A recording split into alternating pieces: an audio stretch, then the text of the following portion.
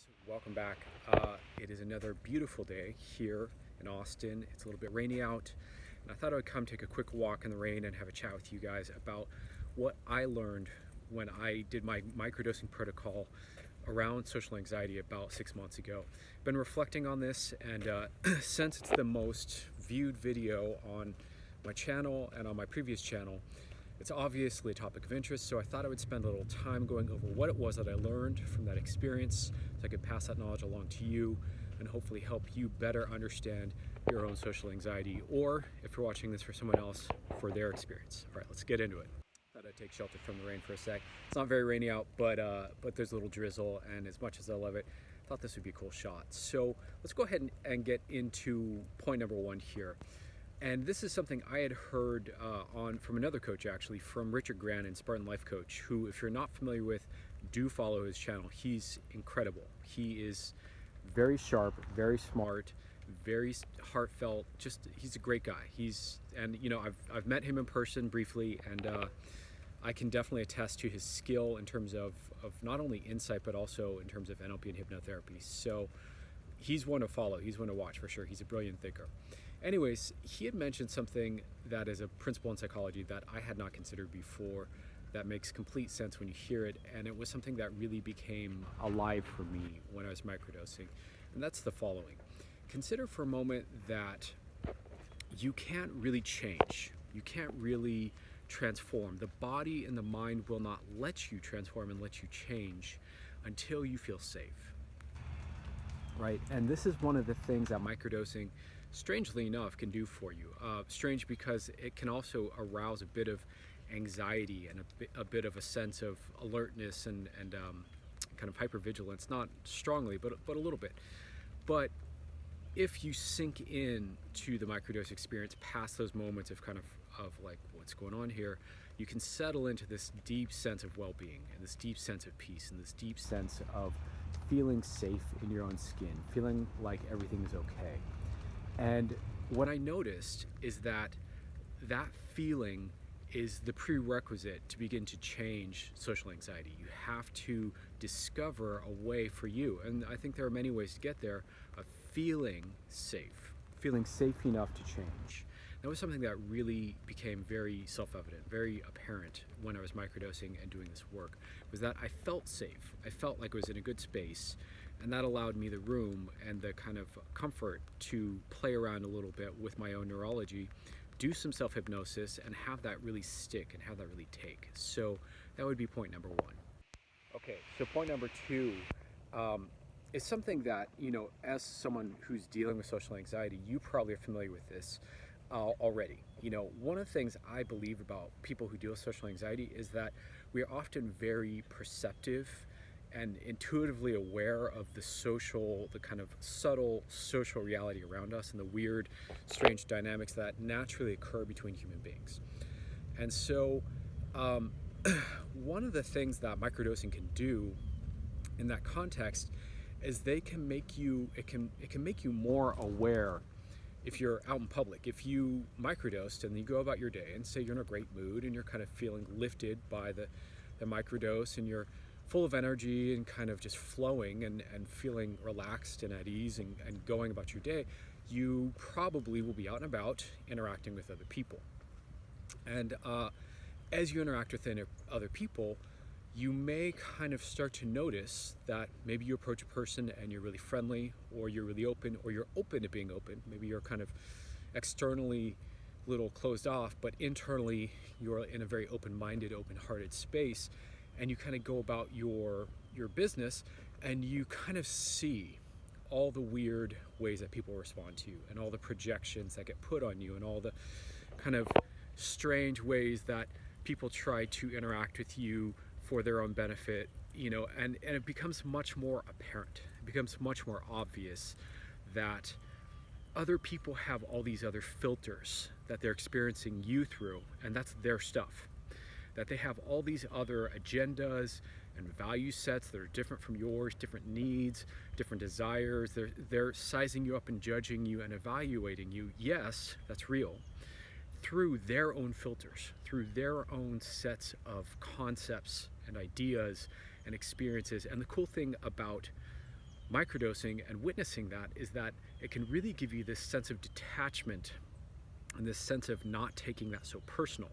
So while you're recognizing that these phenomena do exist and people are sizing you up and doing weird subtle things, and maybe they're closed off from you, or maybe they're extra nice when they shouldn't be, or whatever, the other side of that is that you are okay with it. You're like, okay, yeah, I see that, I get that, but the microdose really helped to kind of hammer home A, that that's real, and B, that that isn't anything to take personal, that that's just part of the kind of matrix of human interaction, if you will, and that that's okay. And point number 3, and this is really kind of more from the perspective of self-change work. So this is from a self-hypnosis, working with yourself kind of point of view.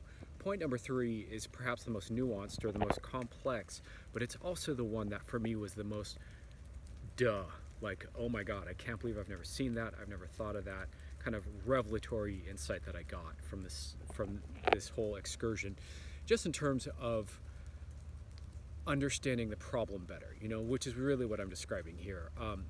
I'm not really describing to you how to work with yourself. There were insights about that, and then just also insights about my own personal psychology.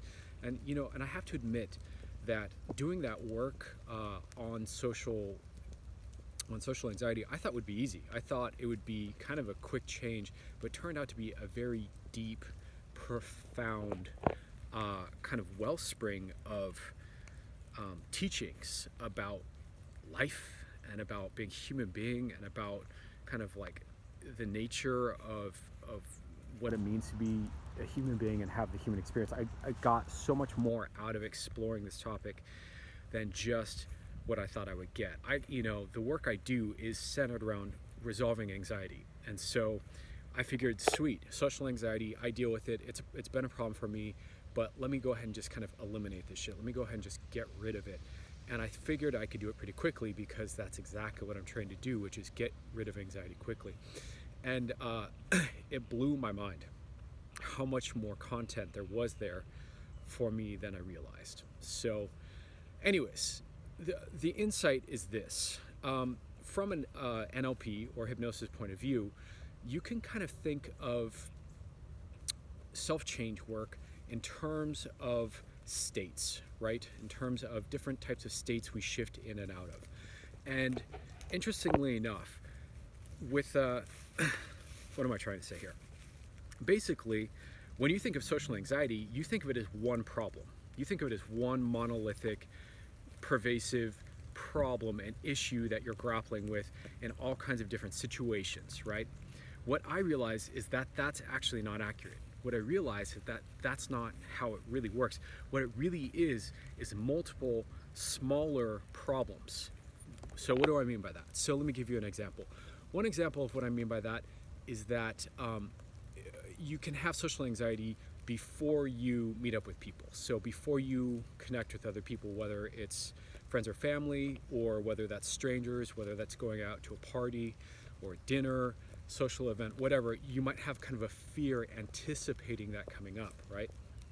And that fear of anticipation beforehand is actually a different state and a different problem than the fear you have mid-interaction with someone, where maybe you start to feel awkward and triggered and anxious, and you start to clam up and you start to worry about, am I going to be okay? Am I embarrassing myself? Am I, blah, blah, blah, blah, blah. So that self-criticism in the moment is a different experience, actually, structurally and also just, situationally, contextually different than worrying ahead of time, which is also different than worrying about it after the fact. So that would be another form of social anxiety, would be you went out, you had a bunch of exchanges, you didn't feel great about them, or maybe they went fine, but in your head, in your mind, you're kind of over criticizing them, and you're feeling shame and guilt and fear and embarrassment and dread about the repercussions of what you did or what you said or what you didn't do and what you didn't say, and whether or not people are going to like you after the fact, etc., etc.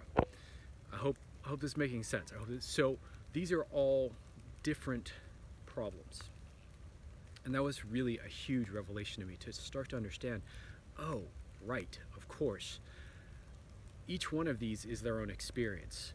Before a social interaction, during, or after, and what I do inside my mind and inside my emotional being, uh, those are all different moments.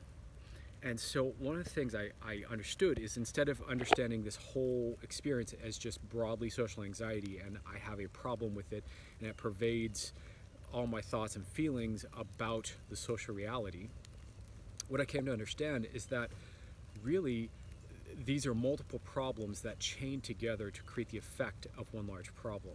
And that I'm better off dividing and addressing each of them individually and kind of working on each one, so that, maybe at first I start to work on the ruminating after the fact. So I start to reduce that. So as I start to bring down my ruminations, I'm retraining my brain so that after a social experience, I just let it go.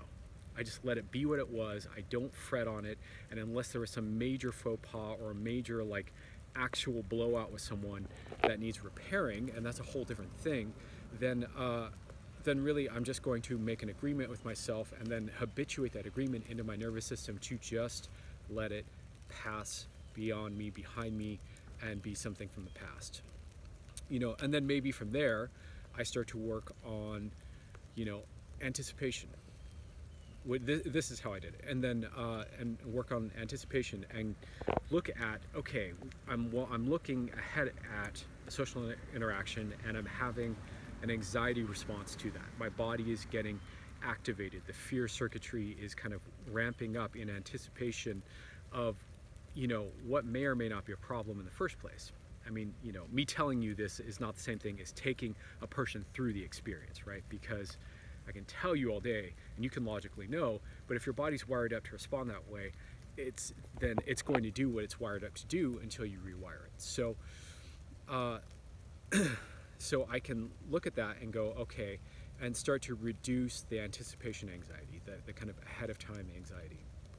And then for me, the hardest part was the getting out of my head and getting out of the self-reflection and self-criticism in the moment if things were uncomfortable, awkward, disappointing, stressful, any of that kind of stuff.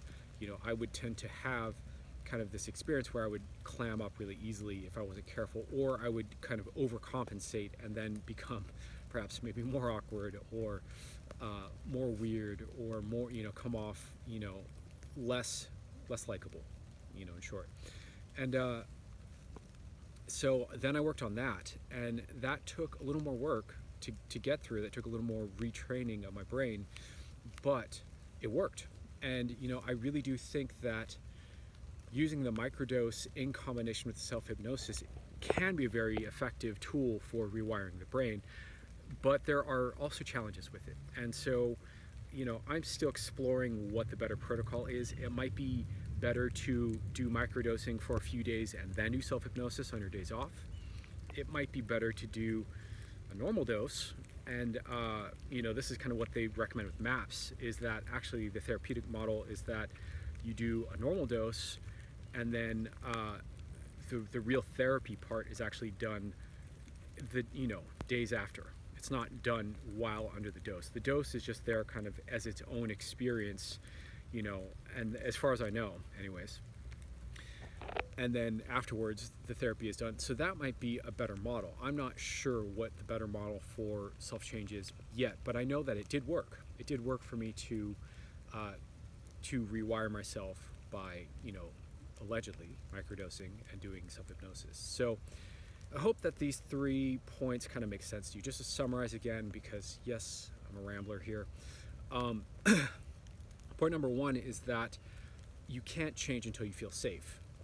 And you have to be able to feel safe enough to explore yourself and explore your own neurology. That might mean doing this work by yourself, or with a trusted coach or therapist or something like that, in a situation where you feel okay enough to examine kind of your responses and the content of those responses, enough to look at them and play around with them. I mean, ideally in a coaching situation or in a change work situation anyways, we aren't triggering you and leaving you in an upset state. Ideally we are, it's more of a playful exploration of what's happening in these moments, and really starting to kind of fine-tune, nuance our understanding, because usually when we are triggered, when we're upset and we're stressed out and we're anxious and we're fearful, our brain isn't in that same mode of really exploring and getting a nuanced understanding of what's going on. We just want to get out of the bad feeling. We just want to get away from it. So, so point number one is you got to feel safe. You got to feel safe enough to want to change. Point number two, again, sorry, I had to check my notes really quick because I kind of sometimes get very present to the point that I kind of forget what I just said or what was going on.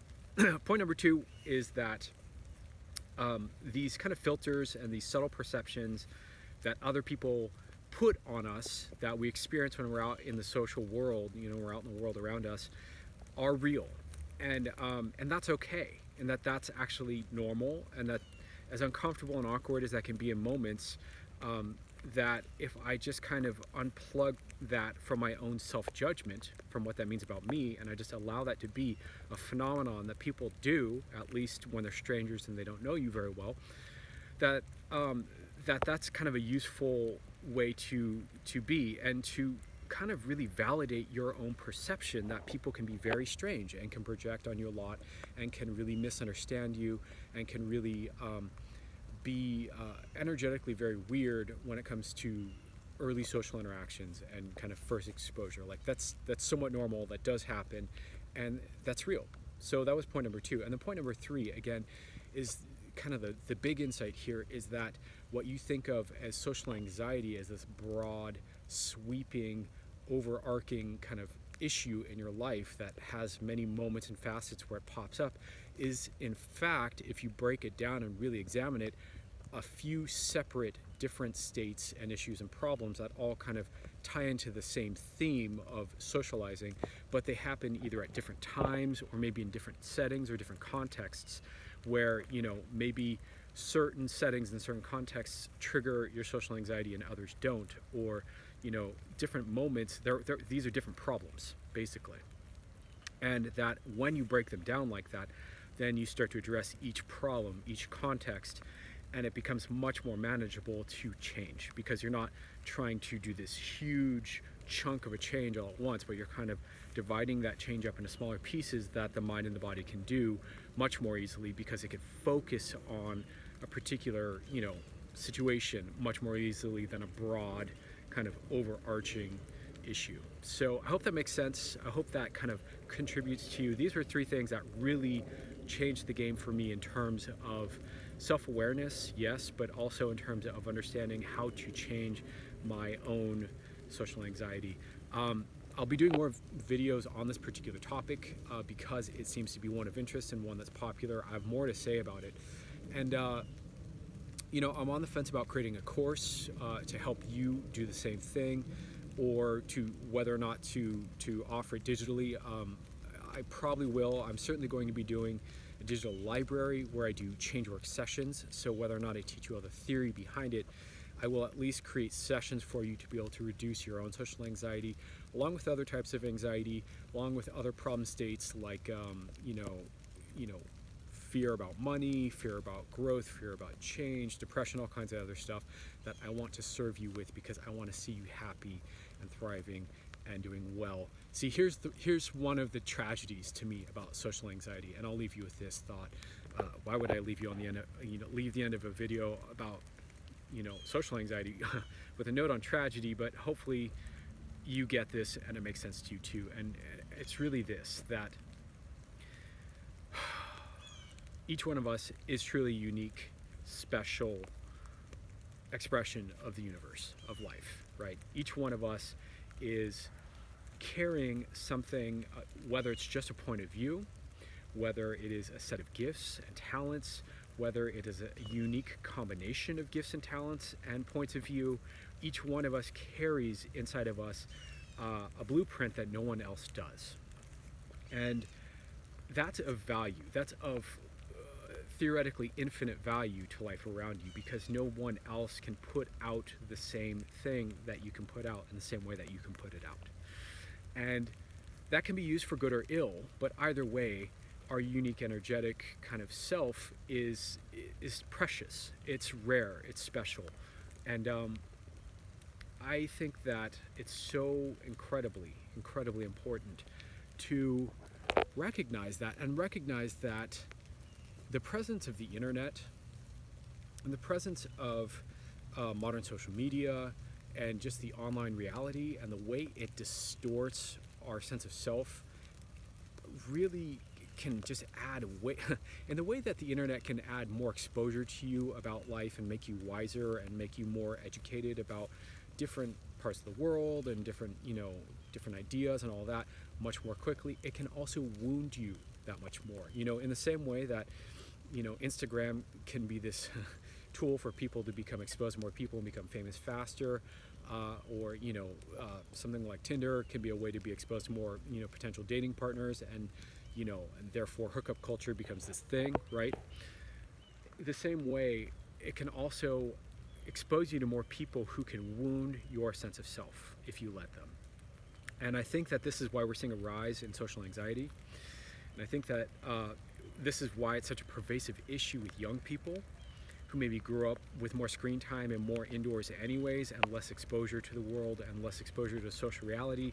And then the exposure they have had through the screen has been traumatic and distorted and gross, and generally laden with all kinds of weird agendas and projections and painful points of view. And all of that information coming in can wound and interrupt our capacity to attune to our own unique brilliance and really develop that instead. We become preoccupied with trying to tend to the problems instead of developing the solutions, or developing the pathway that is unique and most rewarding, most fulfilling for us. And I think that that's a tragedy. I think that that's a very sad thing, that we have a world full of smart, young, brilliant, intelligent people capable of so much, with more tools at our disposal than ever before to grow, to transform, to heal, to understand, to connect. We have all of that now at our fingertips. And yet, at the same time, we're collectively largely misusing that, or allowing that to be misused, or allowing the misuse of that to impact us more and more and more, which is just, it's ridiculous. So this is why I care about this topic, because I really think that there are so many brilliant minds and brilliant souls out there that I want to just see thrive, that I want to contribute to the well-being of. And if you're watching this, that includes you.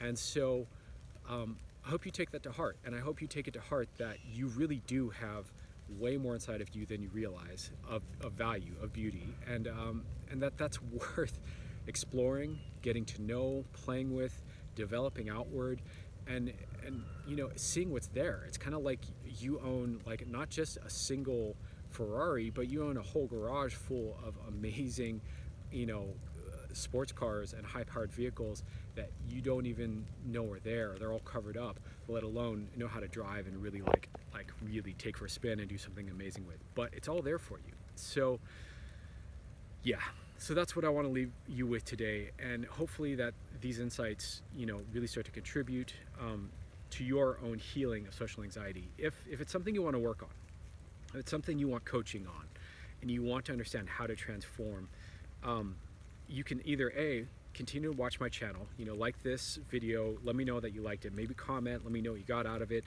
subscribe and follow, because there will be more social anxiety content. I'm going to keep talking about this topic, along with other forms of anxiety and other stuff. Or if you feel really moved, if you're really resonating with what I'm saying, and you're like, oh, this guy gets it, and he probably knows how to help me change because he's trained in hypnotherapy and whatnot, contact me, DM me, email me, whatever you want, and we can talk about doing sessions together, and we can talk about what it would look like to work with me, because I'm happy to help you transform this quickly. And yes, it can go quickly. And there's nothing like the feeling of feeling free in a social environment. There's nothing like feeling like your stress and your worry about the social environment and the social experience feel that anxiety and that fear and that stress drop from, like, being something that really dominates and kind of holds you in place in a scenario, in a situation that you don't like, to being something that's just either so in the background that it doesn't matter or gone altogether. It's cool. It's mind-boggling. It's like kind of shocking that that's even possible. And ultimately, it's just deeply rewarding to feel free in that way, to have choice about whether or not you want to socialize and feel good about it either way, and then to put yourself in social situations and to feel, what we call equanimity, which is, peace, not worrying about it. If things go great, awesome, it's fun. If they don't, it's not a big deal, which is really I think the place we all want to be anyways, where we're just not worried about it when things go good or bad socially. Anyways, I've rambled on too much yet again. Hope you guys are doing well. Thank you for watching. Please like, comment, subscribe to the channel, follow me, and I've got more on the way. All right, take care.